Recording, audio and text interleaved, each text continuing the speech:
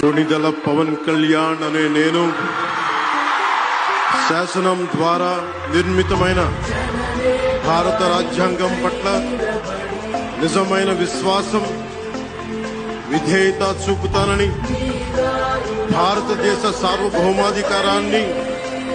సమగ్రతని కాపాడుతానని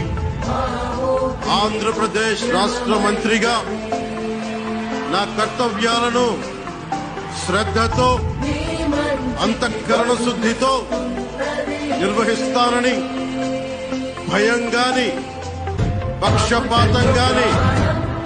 రాగద్వేషాలు గాని లేకుండా